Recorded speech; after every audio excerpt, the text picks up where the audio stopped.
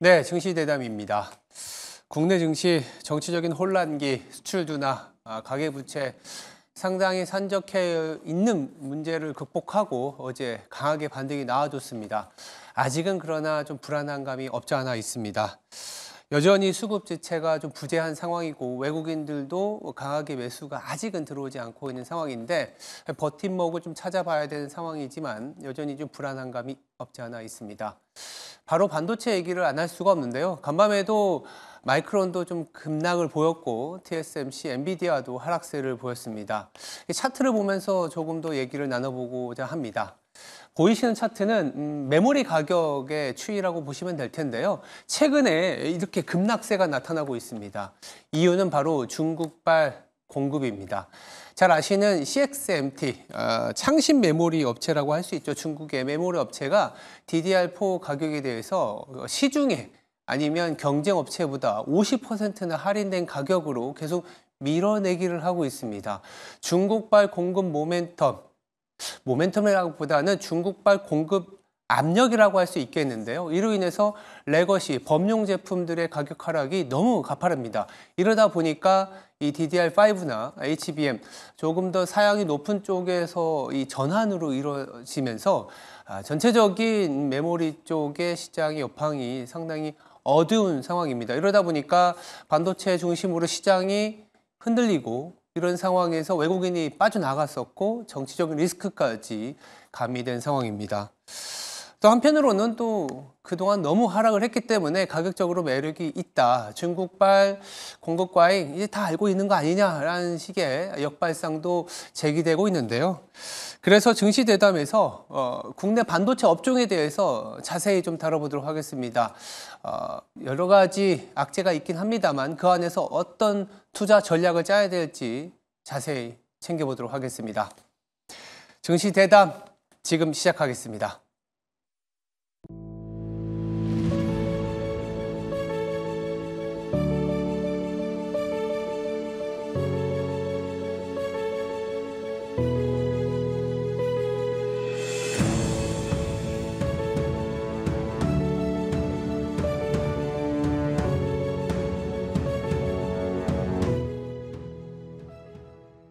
네, 증시대담 이어가겠습니다. 자리에 김장렬 유니스토리 자산운용 투자전략본부장 나와 있습니다. 안녕하세요. 네, 안녕하십니까. 네. 우리 반도체가 좀 버팀목이 돼줘야 됩니다. 왜냐면 이럴 때. 네, 그러니까 시장이 뭐 사실은 계속 하락을 했습니다만 최근에 워낙 변동성이 심했는데 뭐 대략 최근에는 삼성전자가 좀 버팀목이 되는 것 같기도 하고 네, 그렇죠. 그런데 또 간밤에는 미국 시장에서 TSMC 매출이 좀 전월 대비 하락했다라는 이슈, 뭐 중국에 대한 제재, 중국에서는 또 반독점, 뭐 엔비디아 관련돼서 얘기가 나왔습니다. 단도직입적으로 지금 반도체 어떻게 해야 됩니까? 탈출해야 됩니까? 아니면 지금이 좀 기회다라고 봐야 됩니까? 일단 우리가 간밤에 또는 어저께 있었던 두 가지 요소에서 팩트부터 하셔야 되는데요. 네. 좀 전에 말씀한 CXMT는 우려스러운 상황이 이미 4분기 실적이나 1분기 전망에 어느 정도는 녹아 들어가고 있습니다만은 네. 그게 실제 넘버를 어떻게 지킬지는 불안 요소가 남아 있죠. 네. 그걸로 인한 주가의 하방 압력은 불가피해 보입니다. 네. 그리고 이제 엔비디아 말씀을 안 하셨습니다만은 어저께 나왔던 거 오늘도 영향을 미친 2%대 연속으로 하락한 거는 뭐죠? 걔네들이 그 예전에 인수했던 GPU만 만드는 게 아니고 GPU를 서버로 와서 하려면 그게 네트워킹, 서버 렉마다 네트워킹이 돼야 되거든요. 그 네트워킹 기술이 NVLink라고도 하고 네. 그거를 뭐 이더넷 방식이냐 인피니밴드냐 뭐 여러 가지 용어 나오는데 네. 하여튼 그 기술은 원래 그 멜라녹스라는 그 엔비디아가 몇 년 전에 인수한 그 회사 거예요. 근데 멜라녹스를 인수할 때 이제 각국에서 독점 관련돼서 다 승인을 받았을 거 아니에요. 근데 중국에서 이걸 딴지를 걸고 나온 거죠. 네, 그렇군요. 그래서 이제 그거부터 말씀드리면 멜라녹스로 그 기술을 가지고 중국에서 얘기하는 것처럼 엔비디아가 멜라녹스하고 이제 경쟁이 되는 게 브로드컴이나 미국 같은 게 그런 통신 네트워크가 있고 중국도 있을 거 아니에요. 원래 그걸 승인해 줄 때 니네가 그거하고 GPU랑 파는 건 좋은데 그거 업그레이드하거나 뭐 할 때 프로토콜 같은 거 다 알려줘야 된다 경쟁사한테 이렇게 얘기를 했는데 그걸 안 했다고 주장하는 거거든요. 그래서 그거는 어쨌든 간에 어느 증권사 얘기했습니다만 외국가에서 한 1년 이상 시간이 걸립니다. 그거 조사하는데 지금 당장 임팩트는 아닌데 과거에 퀄컴도 그렇고 이렇게 중국이 미국에 대해서 반독점 걸었을 때 결국은 미국이 중국한테 돈을 지불하는 경우가 몇 번 있었어요. 그거 기준으로 했을 때 한 1조 정도 돈이 나갈 수도 있다. 그리고 이제 엔비디아가 중국의 그 데이터 센터에 이러한 형식으로 멜라녹스, 엔비링크 관련되는 기술로서 익스포즈 된 것이 약 5%다. 그러면 어떻게 되죠? 어제 빠지고 오늘 빠졌잖아요. 만약에 그래서 엔비디아가 빠진 거에 그거 이슈가 컸다 하면 그거는 그걸로 끝입니다 이제. 실제 그게 어떻게 될지는 아닌 거니까 그것 때문에 삼성하이닉스하고 마이크론하고 같이 빠진다고 주장하는 거는 그 결과적으로 주가가 빠져서 오늘 뭐 마이크론 빠지고 어저께 뭐 해서 이슈가 되는 것 같지만 별개 이슈다라는 거 말씀드립니다. 그러니까 엔비디아 빠진 거는 그 자체로 불협화음의 5% 익스포저 때문에 빠진 거예요. 근데 세틀되는 거 1년 걸리는 거고. 그래서 TSMC 말씀드린 TSMC가 먼틀리 줄었죠. 근데 먼틀리 줄은 건 당연한 겁니다. 근데 먼틀리 줄었는데 그게 YOY는 34% 증가거든요. 그렇죠. 그러니까 10월 달에 작년 10월 달 증가된 그 퍼센트가 더 높아요. 그래서 원래 가이던스보다 낮은 게 아닙니다. 새로운 뉴스입니다. 예, 그래서 이제 그거는 별개의 것이고요. 그다음에 마이크론은 어제는 버티다가 오늘은 왜 빠졌느냐 했을 때 새로운 뉴스입니다. 이것도 새로운 뉴스 플러스 CXMT입니다. 뭐가 더 큰지는 모르죠. 새로운 뉴스라는 거는 보조금 61억 불인가 받기로 했잖아요. 더 나올 게 없죠. 사실은. 근데 마이크론도 못지않게 중국이나 CXMT하고 경쟁을 받고 있거든요. 기억해 보세요. 4개월 전에 사실은 결과적으로 마이크론은 실적은 나쁘지 않았어요. 그럼에도 불구하고 실적이 8월까지 분기 실적이 발표되는 9월 말 되기 전까지 8월 달에는 CXMT로 인해서 중국의 그 가격이 내려가는 걸 걱정을 미리 했거든요. 그래서 반도체 주가가 필라델피아 버티에도 마이크론 주가는 8월 23일부터 빠집니다. 그래서 이것이 그 엔비디아하고 TSMC하고 마이크론이 각각 비슷하게 오늘 빠진 것처럼 보이지만 이유는 조금 많이 다르다는 거고 우리는 뭐죠? 우리는 마이크론과 관련되는 거죠. 결론적으로는 그래서 엔비디아하고 TSMC가 오늘 안 빠지더라도 하이닉스나 삼성전자에 있어서는 마이크론하고 동행할 가능성이 있기 때문에 결과적으로는 하방 압력을 받을 수 있다는 거고 그 지금 말씀하신 CXMT로 인한 4분기 또는 내년 1분기까지 실적을 확인하는 심정이 있으면은 주가가 장이 오르더라도 상대적으로는 언더퍼폼 절대 주가가 많이 빠진다는 개념입니다. 그런 가능성은 여전히 이 겨울을 지나갈 때 있다. 뭐 언제 그것이 아니냐 기냐 확인될 것이냐. 12월 마지막 주에 마이크론이 11월까지 지금 얘기되고 11월까지 분기 실적을 발표합니다. 그때 의외로 또 마이크론 실적이 좋으면 다시 살아날 수 있는데 지금 뭐 탄핵 정부 말고도 이런 것들도 신경 쓰게 하는 거니까 삼성전자 하이닉스가 언더퍼폼을 할 가능성은 계속 남아 있다. 그럼 삼성전자가 덜 빠지는 거는 덜 움직이는 거는 자사주 때문이다. 이렇게 결론 줄 수 있겠습니다. 정리해 보면 지금 반도체와 관련된 악재들이 사실 좀 쏙쏙들이 나오곤 있습니다. 가장 큰 건 중국발 공급이 너무 많아지고 있는 뭐 사실 이런 말은 그렇지만 단가를 소위 말해서 후려치면서까지 나오는 그런 악재가 내년 1분기까지 지속이 될 수 있고 아니면 그 1분기까지 갔을 때 그래도 우리가 좀 버티는 체력이 나와주는 모습을 보여줘야 되는 게 가장 큰 것 같고 그 외에는 사실상은 좀 약간의 노이즈인 것 같다. 맞습니다. 다만 이제 뭐 가격적으로 많이 왔지만 이제 기간이 아까 중국발 어떤 공급 물량 때문에 좀 시간이 남아 있다는 부분들이 리스크인 것 같고요. 하나하나 조금 더 이 말씀 주신 것들을 저희들이 좀 정리를 해보겠습니다. 엔비디아부터 또 다시 한번 얘기를 해볼 텐데 엔비디아가 뭐 말씀 주신 것처럼 어제 그제 뭐 간밤에도 좀 2%의 급락세를 보였습니다. 일각에서는 이제 좀 너무 많이 올랐었고 밸류에이션적으로도 부담이 되고 GP 마진도 사실 이 가이던스를 좀 낮게 줬잖아요. 뭐 워낙 높은 레벨이지만 그렇죠. 시장의 스트릿 컨선보다 좀 낮았다. 뭐 이런 얘기도 나옵니다. 지금이라도 수익 보신 분들은 팔아야 되는지 아니면 약간 이렇게 조정 보일 때 사실은 또 과감하게 진입을 하면 꽤 수익이 났었거든요. 어떻게 봐야 될까요? 네, 뭐 이제 심리적으로는 오늘 같은 거 아까 그게 막 뭐가 노이즈가 됐던 그게 이틀 연속 나왔고 오늘 또 어저께 최근 사이에 애플은 버텼죠. 네. 그러니까 상대적인 대안에 대한 논의는 계속 나오는 것 같아요. 대안이 나오는 게 그거죠. 온 디바이스로 가게 되면 소프트웨어냐 아니면 그 가벼운 그 HBM을 활용한 HBM 핵심이 아니고 그걸 활용한 그 AI 인텔리전스, AI 어시스턴트, AI 앱이 됐든 뭐가 됐든 간에 이걸 활용하는 쪽에 그게 소프트웨어 주식 간 거고. 근데 최근에 소프트웨어 주식도 조금 조정을 받으려고 그래서 애플 정도만 버티는 거거든요. 그렇죠. 그런 대안이 있다 그러면 계속 이런 노이즈는 나올 수밖에 없습니다. 그렇죠.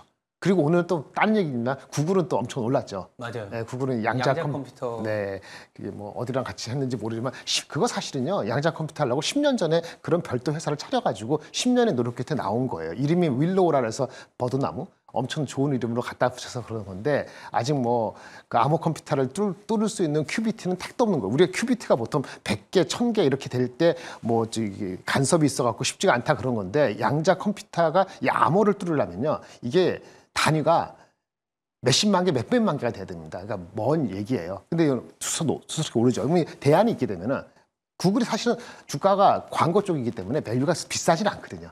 네, 그렇죠. 그러니까 광고가 비싸지 않은 구글 아니면 또 온디바이스 마지막에 연결시켜야 되는 그거에 대한 기대 이런 거가 되다 보니까 약간은 식상하다는 엔비디아의 생각이 들어서 이건 기술적으로 접근해야 되는데 제가 봤을 때는 이 엔비디아의 그 멜라녹스 엔비링크라든지 아니면 우리가 쿠다 시스템에 대한 그 독점력이 내년 어느 순간에 흔들릴 것 같지는 않아요. 그럴 시간적으로는 물리적으로 어렵습니다. 주가가 미리 선행한다는 때문에 내후년, 그 다음 2, 3년들을 미리 땡긴다 하면 리즈너블한 그런 포캐스트는 아마도 내년 중반 정도가 될 수 있어요. 그래서 내년 중반 이후에 밸류에이션 멀티플은 상당히 논란이 있을 거고요. 아직까지도 그 1월까지 실적이 나오는 12월까지인가 1월까지 나오는 게 2월달 나올 거잖아요. 네. 그때까지는 여전히 트레이딩 업 정도의 가능성이 있다. 그 PER이 내년 기준으로 지금 오늘 빠졌으니까 한 30배 초반까지 내려오는 것 같거든요. 그러면 이 주식이 과거에 40배라 했지만은 멀티플이 계속 확장되지 않고 그런 우려가 미리 반영됐다 하면은 일시적으로 30배가 내려갈 수도 있을지도 모르겠어요. 네. 여기서 더 빠진다면 아마 저가 매수가 들어올 수도 있는데 대안이 있으면은 좀 늦게 들어올 수도 있겠죠. 이 정도로 말씀드릴 수 있겠습니다. 일단 내년 2월에 이제 실적 발표가 있기 때문에 그리고 당장은 이 GP 마진이라든지 대한 주식, 구글 같은 게 최근에 많이 부각이 되고 있죠. 그런 상황이라서 좀 소외돼 있다 정도로 봐주셔야 될 것 같습니다. 우리나라로 좀 넘어오겠습니다. 뭐 삼성전자하고 SK 하이닉스를 한번 여쭤볼 수가 없는데 삼성전자가 최근에 뭐 자사주 매입 효과로 인해서 최근과 같은 폭락이나 변동성, 우리나라 시장에서의 변동성에 대비해서는 좀 큰형님 역할을 좀 해주긴 했습니다. 물론 해주긴 했다라는 다행입니다. 표현이 좀 무색하긴 합니다만. 네. 그렇다라는 거는 상대적으로 안정을 찾았다라는 거는 이제 좀 삼성전자 사줘도 되는 거 아니냐라는 얘기들도 나오거든요. 네네. 이제 그 아웃퍼폼이라는 개념이 장이 변동이 이렇게 심할 때는 시가총액 비중도 그렇고 우리 달러가 특별히 아주 크게 변동하지 않을 때는 그동안 미리 선반영됐다는 측면에서 그렇죠. 삼성전자에 대한 저가 매수가 전혀 이상하지는 않을 수도 있겠죠. 근데 이제 이슈는 뭐냐면은 이슈라고 할까지는 없습니다만은 삼성 대신에 하이닉스냐, 삼성전자 이런 좁은 관념도 있고. 또 하나는 뭐냐면은 최근에 이제 전국 때문에 다른 그 탄핵 전국 때문에 많이 빠진 종목이 많잖아요. 그러니까 어제같이 그렇게 낙폭 과대가 올라갈 때는 삼성전자 하이닉스가 아웃퍼폼 할 방법은 없어요. 그렇죠. 그런 것도 같이 균형을 잡아야 돼요. 그 맨 마지막으로. 아까 제가 앵커님하고 들어오기 전에 잉태란 말을 썼는데 우리가 어떤 결과물을 좋게 받으려면 숙성되거나 이렇게 내재적으로 보여지지 않지만 기간이 필요하거든요. 근데 그런 측면에서는 아직도 시간이 필요할 수 있어요. 왜? 실적이 4분기 실적이 이슈뿐만 아니고 지금 말씀하신 것처럼 그러한 그 외부의 공격 같은 것이 가격적인 전략 공격이 일어나는데 가속화되는데 HBM이 아직 콜이 안 되고 그러면 그 막바지 꼭 바텀에서 잡다는 게 아니고 그 다운사이드 어닝의 다운사이드가 1분기에 더 확연해질 가능성을 열어둬야 됩니다. 이거는 하이닉스도 마찬가지예요. 그래서 하이닉스도 최근 주가가 못 가는 건데요. 다만 하이닉스는 이제 HBM 비중이 삼성보다는 한 15% 이렇게 크니까 그 임팩트가 덜 할 수 있겠죠. 그래서 그런 측면에서 봤을 때는 이 12월, 1월 넘어갈 때 저는 세이프하게 그 마이크론 실적까지는 확인하고 그런 어떤 생각을 하시는 것들이 한 2주 남았죠. 그러니까 급하지는 않은 것 같다. 이렇게 말씀드릴 수 있겠습니다. 예, 알겠습니다. 오늘 쭉 들어보니까 뭐 가격이나 이런 부분들은 사실은 많이 온 것 같지만 내년 초 그리고 이제 실적을 확인해야 되는 부분들이 있기 때문에 뭐 잉태 시간이라고도 말씀 네. 주셨는데 좀 시간이 필요하다. 그렇다면 우리가 시간이 필요했을 때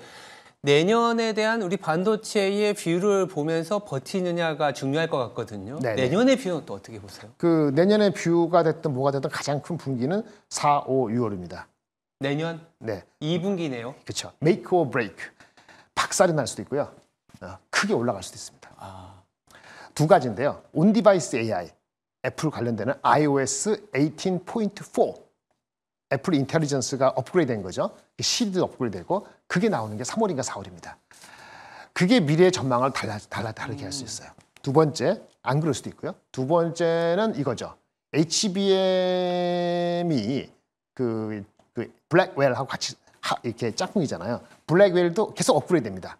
다음 블랙웰 울트라 또는 B300이라는 것이 있는데 네. 우리가 얘기하는 GB200, GB200 블랙웰 그거보다 메모리 HBM의 용량이 50% 증가되는 것이 2분기부터 투입될 예정입니다. 이건 무슨 얘기냐? 수요와 공급 측면에서 변수가 크게 나타날 가능성이 2분기에는 존재한다는 얘기가 되겠습니다.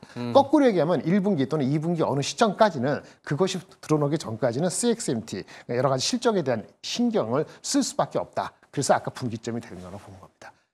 그래서 그걸 미리 보고 내년 하반기를 좋게 보는 사람은 저가 매수가 불가능한 거나 이상한 건 아니지만은 네. 아까 잉텔 시간을 너무 급하게 들어가면은 다른 네. 주식에 대한 기회를 놓칠 수도 있기 때문에 다 잘 이렇게 믹스해야 되지 않을까 싶네요. 네, 국내 반도체에 대해서는 뭐 극단의 우려는 지나오는 것 같지만 그 회복의 시간은 좀 필요하다 정도로 정리해 볼 수 있을 것 같습니다. 네, 지금까지 유니스토리 자산운용의 김장렬 투자전략 본부장이었습니다. 말씀 감사합니다. 네, 감사합니다. 네, 간밤에 미 증시는 금리 상승의 부담으로 좀 혼조세를 보였습니다. 오늘 저녁, 그러니까 미국 시각으로는 내일이겠죠. CPI 발표를 앞두고 약간은 좀 관망세가 유입이 됐다라고 보시면 될 것 같고요. 최근에 기대 인플레이션이 조금 높아졌습니다. 그러면서 이제 나스닥 중심으로 약세가 좀 두드러지는 그런 하루였는데요. 간밤에 또 나타났던 현상이 달러화가 좀 강세를 보였습니다. 뭐 긴축 이런 부분은 아니고 미국이 경제가 워낙 좋았기 때문입니다. 간밤에 발표된 소기업 낙관 지수라는 지수가 있는데요. 중소기업이라고 보시면 될 텐데 급등을 했습니다.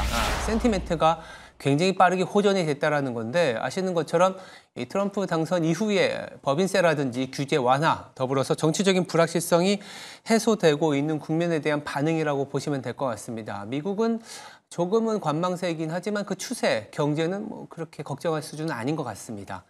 우리 시장에 대한 아이디어로 넘어와 보면 이번 주 중국과 관련된 뉴스들이 좀 나오고 있습니다. 중앙경제공작회의를 통해서 중국의 대규모 정책이 나오지 않겠냐라는 내용들인데 그렇지만 좀 우려스러운 부분도 있습니다. 하나하나 뜯어보면은 중국발 공급 물량이 더 늘어나는 거 아니냐. 저희들이 증시 대담에서도 말씀드렸지만 이 창습 메모리 업체 CXMT의 어떤 D램 쪽 메모리 가격을 상당히 낮추는 요인이 강해지고 있기 때문에 중국발 공급 물량은 오히려 중국의 정책으로 인해서 더 늘어날 수 있다는 우려가 여전히 잠재해 있다는 부분은 놓치지 말으셔야 될 것 같습니다. 이런 가운데 우리 시장에서는 지금 한 3일째 개인들의 매도세가 굉장히 가팔라지고 있습니다. 아까 말씀드렸던 대외적인 변수, 중국의 어떤 우려, 더불어서 국내 정치 이슈까지 중첩되다 보니까 양시장에서요. 코스피, 코스닥 합쳐서 3조 원의 매도가 나타났습니다.